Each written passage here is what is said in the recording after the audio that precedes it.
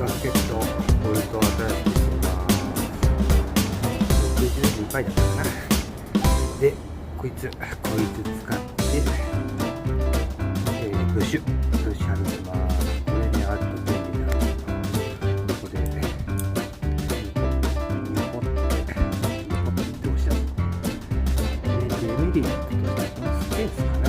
スペースがちょっときつい。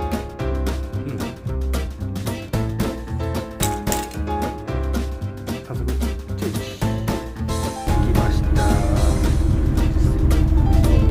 OK で下回りが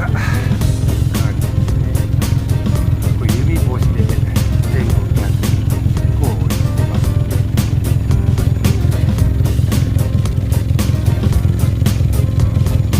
ガス漏れしてる。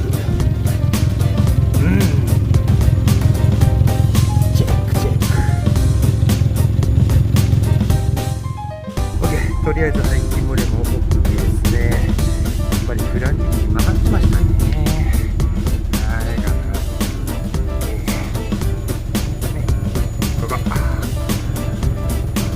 ここはすごい開いてました。だけど引っ張いてなんとかですね。大丈夫そうで、下回りも OK なんでこのまま車検通して終わりですね。ナンバー切れちゃってる。